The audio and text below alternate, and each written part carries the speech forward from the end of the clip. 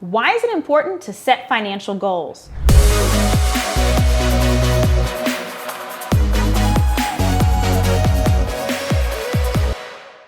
By the time this video is over, you're going to learn why you need to set financial goals and how they can set you up for a more positive future. First, we're going to identify some of the beliefs that you may have heard or absorbed that have kept you from setting financial goals. Secondly, I'm going to draw a line for you between foresight, or what futurists study, and finances. Lastly, you're going to start crafting your financial goals today. Are you ready to get started? Let's go. Let's start with some of the problematic beliefs that you've been taught that may have kept you from setting financial goals. Number one is, money doesn't buy you happiness. Now, that's such an interesting statement to me because typically when people say that, it's a way of them making excuses or feeling better about their current financial situation. And I want to be very clear. I do not believe that everyone needs great wealth. I've traveled all around the world and found people that had very, very little that were truly, truly happy. So it's not so much that money buys happiness, but what money does buy is options. I'll give you an example. If there's a kid on your block that cannot return to college because they do not have the money to do so, maybe they can't afford their registration fees by the deadline, do you know what your money can buy? It can buy them access to college when otherwise they would have dropped out. I assure you that will make you happy. If you have a family member who has a medical condition that for whatever reason, either they don't have insurance or their insurance will not cover their treatments, do you know what your money can buy? A solution to their problem. I guarantee they'll be happy and you will be happy knowing that you empowered them and potentially had a great impact on their health. Even with your own health situation, there might be treatments or items that you want for health reasons that your insurance won't cover, but if you have the right finances, you still have access. So what I'm sharing with you is not that money buys you happiness, but it does buy you access and resources, and it doesn't even have to all be directed at you. It can help those around you. And again, for me at least, and most of the people I know, that's happiness. The second limiting belief that I've heard that might be keeping you from really planning in terms of finances is the saying, more money, more problems. I disagree with this vehemently. I do not believe more money, more problems. I'll share from personal experience. I have lived in situations where I've had very, very, very, very little. And I've lived in situations where I've had more than enough. Having more than enough does not give you more problems. To me, the biggest problems occur when you don't know how you're going to afford your rent, if you can't feed your children, or if you do not have money to take care of yourself and your health. Those are some of the worst problems we can have in the world. When you have more money, those types of problems disappear. Now, yes, if you don't learn how to manage for tax purposes, you can have tax problems. If you get to a certain point where you're making so much money, you might have to deal with the shifting relationships with those around you, those people who might think that you're a piggy bank, not for their needs, but for their wants. That's a different problem. But having more money does not create more problems. It just creates different problems. And so you have to ask yourself, what kind of problems do you want?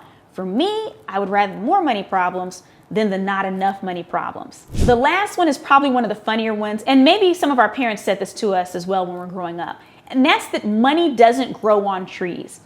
And when they say that, they're almost saying it in a way where you minimize, you don't try for much because money doesn't grow on trees. Friends, neither do tacos, but all of us go for those as well. So my point is that we have to give up these limiting beliefs because when we believe negative things around having money, we're less likely to plan.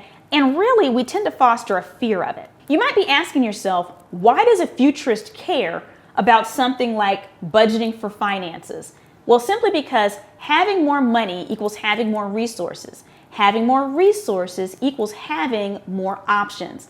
All that futurists do, or our main function, is to help organizations and individuals plan for various scenarios. We're helping them plan not only the plan A that they normally would have had, but plans B, C, and D. Those are options. So even in our personal lives, if our finances are in order and we have access to more options, we're better prepared for the future.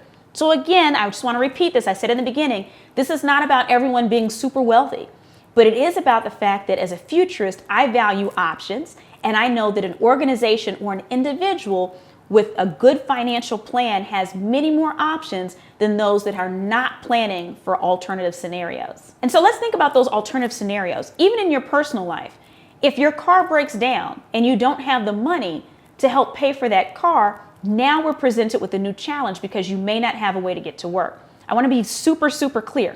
The reason that people don't have enough money is not always or even typically because they didn't plan properly. There's many societal issues that keep some people from earning enough. So again, I'm not saying any of this in judgment. I'm simply explaining why I, as a futurist, value financial management because it gives more options. But I believe that we can all do the very best with whatever we have. Some of us have more than others.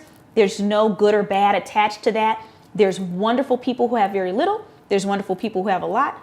There's horrible people who have a lot. There's horrible people that have a very little. As such, I want to state that your financial goals should be in alignment with your lifestyle goals. So if you have a very simple lifestyle, maybe you're retired into the rainforest of Costa Rica, you probably don't need to budget the same way you do if you're newly married, planning on having 7 children and living in a majorly expensive area, right? So we don't all have to have the same goals, but we should plan according to the lifestyle we have.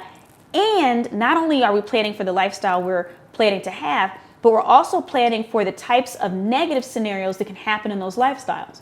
So for instance, if you're in the jungles of Costa Rica or Colombia, how do you access health care? Do you have more or less expensive options than if you're living in New York City?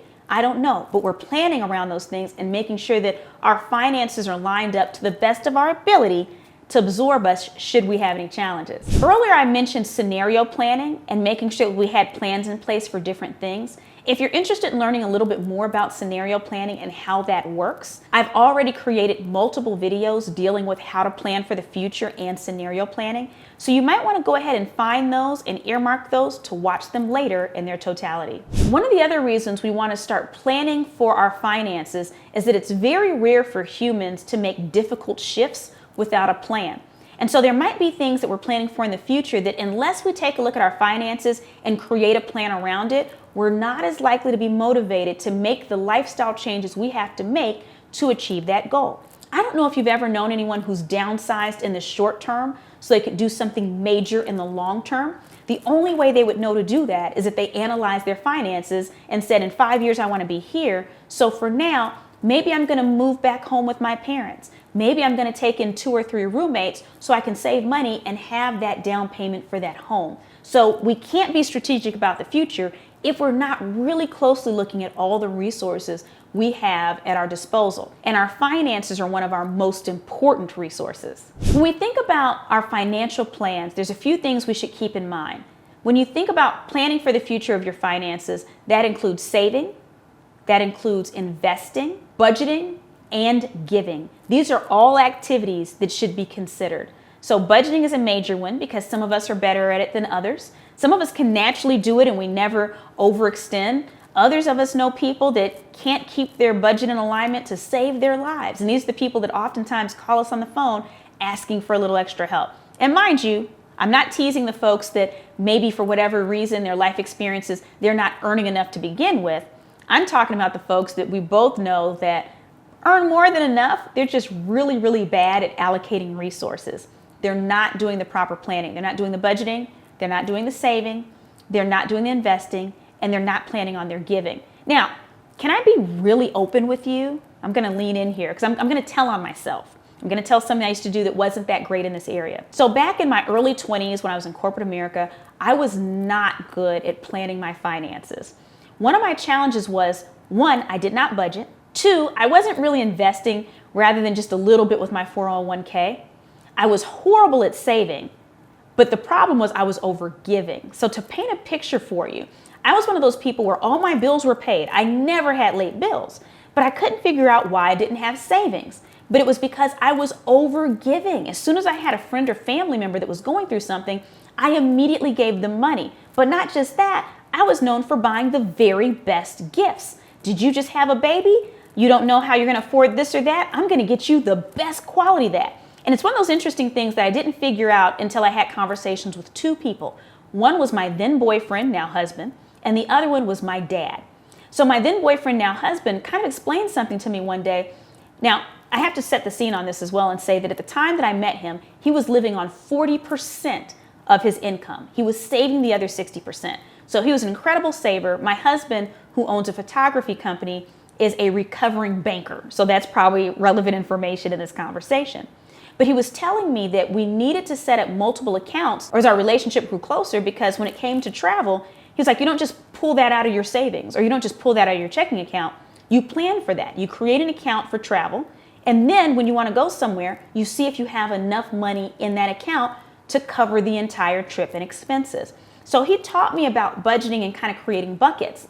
Now that was great, and I started doing that, but I still couldn't figure out why I didn't have savings until one day when I spoke to my dad, and I said, I don't know, I just never have savings. I don't know what I'm doing wrong. I'm not buying expensive things. You know, my apartment's okay, but it's not over the top. I don't buy really expensive clothing. I don't understand what's happening. And my dad said, you know, it's a really nice watch you bought me. He said, you bought me another really nice watch for my last birthday. He said, and I noticed, and he mentioned a family member, he said, you bought their whole bedroom suite for their children. And I thought to myself, oh, I was overextending on my gift giving. And so I share all that to say, as I'm giving this information to you now I'm someone who is an excellent saver. So much so that when 2020 hit and I couldn't travel around to speak for business, even if I didn't have any business come in for a year, 2 years, I still wouldn't have touched retirement. So I'm sharing this as someone who is a recovering person when it comes to managing finances. I want you to know that what I'm sharing with you is coming not from a place of judgment, but from experience. And so starting to look at those 4 areas of managing your finances will make a massive difference. There's many different courses and ways of looking at business finances. I just encourage you to find one guru, one individual, one financial planner, and find that one main person you listen to so your attention's not split in many different directions. So the whole point of us talking about managing our finances and setting financial goals is so that we're prepared for the future. Make sure those goals are SMART. They are specific, measurable, achievable, relevant, and time-bound. If you need more information on that, that's probably mentioned in at least 5 to 6 of my other videos around goal setting. Find those. But here's what I know. We're needing to plan for our finances because that impacts our future. And so if you're listening right now and watching this video, it's because you care about the future. I want to offer you another gift. In the description of this video, you're going to find a link to download a Future Ready Playbook. This playbook is chock full of activities and worksheets that will help you be more strategic about planning your future, whether we're looking at your personal goals, your career goals, or if you're a business owner, even your business goals. If you haven't already downloaded it, do it right now.